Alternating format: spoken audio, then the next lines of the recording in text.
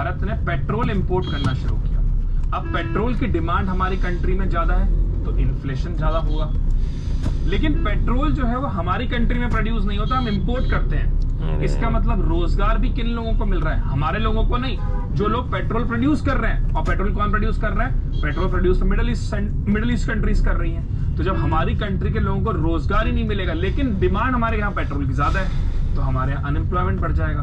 और क्योंकि पैसा आ नहीं रहा, पैसा जा रहा है। जब पैसा जा रहा है, अरे साला मेरे से ज्यादा तो पीछे वाला मेरा हॉर्न मार रहा है। इस कारण हमारी इकोनॉमी में पेट्रोल के प्राइस बढ़ जाएंगे।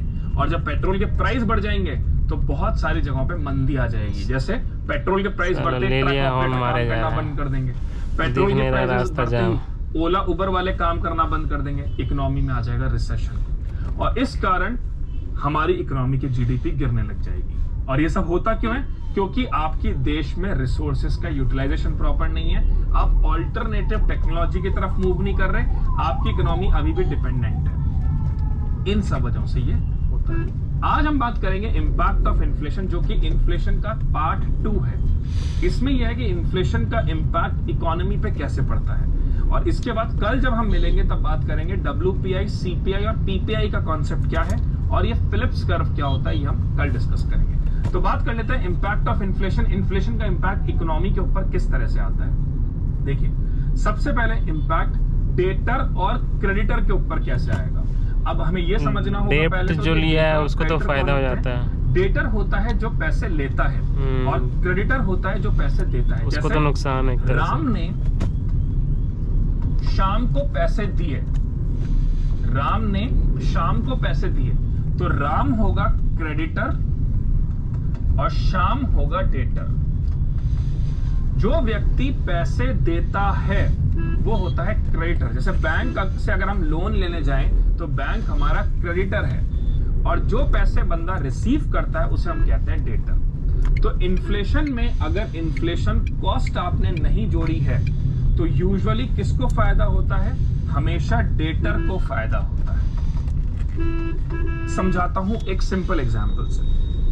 मान लीजिए कि बैंक जो है वो आपको लोन देता है, बैंक ने आपको लोन दिया, या आप ये भी हटाओ, आपका एक फ्रेंड है सुरेश, आप सुरेश के पास गए और आपने कहा सुरेश मुझे 1000 रुपए दे दो प्लीज। सुरेश ने आपको 1000 रुपए दे दिए और सुरेश ने कहा तू तो अपना भाई है, तेरे से किस चीज का इंटरेस्ट, तू दे देना जब तेरे पास समय हो, जब भी तेरे पास पैसा आया।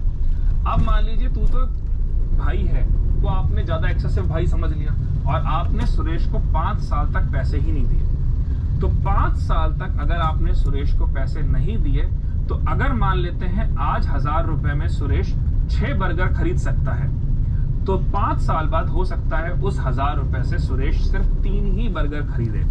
तो इस केस में सुरेश को क्या प्रॉब्लम हुई?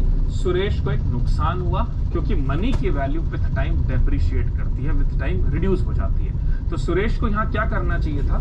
सुरेश जब आपको पैसा दे रहा है, तो सुरेश जब अगर आपको 5 साल के लिए पैसा दे रहा है तो वो इन्फ्लेशन के मुताबिक इंटरेस्ट रेट आपसे चार्ज करे, ताकि उसको हर साल एक ब्याज मिलता रहे, और जब उसको क्यूमुलेटिव अमाउंट मिले 5 साल बाद तो प्रिंसिपल और इंटरेस्ट इन्फ्लेशन के अकॉर्डिंग होते हुए आपको दे। तो उससे क्या होगा? सुरेश के जो ये लॉस है ये उसका कम हो जाएगा। लेकिन यहाँ एक बात और ध्यान देने वाली है कि जो सुरेश आपको लोन दे रहा है और जो वो इंटरेस्ट चार्ज कर रहा है आपसे, वो सुरेश को तभी फायदेमंद होगा जब वो इंटरेस्ट बढ़ते हुए इन्फ्लेशन से ज्यादा हो।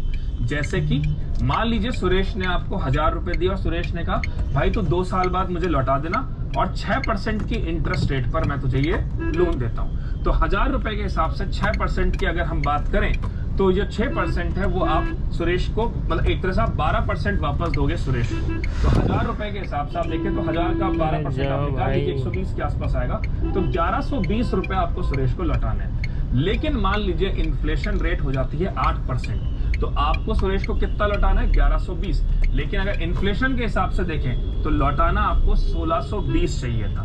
तो क्या हुआ इसका मतलब? इसका मतलब मैं आपको सिंपल से समझा देता हूं कि जब भी आप किसी को पैसा दें तो उसमें इन्फ्लेशन कॉस्ट ऐड करिए। तो यहां पर मान लीजिए अगर 1000 रुपए दिए सुरेश ने और वो उसने चार्ज किए 6% पे 2 साल के लिए, तो 2 साल बाद सुरेश को कितना पैसा मिल रहा होगा? तो आप ये देख लीजिए 6 बाय 100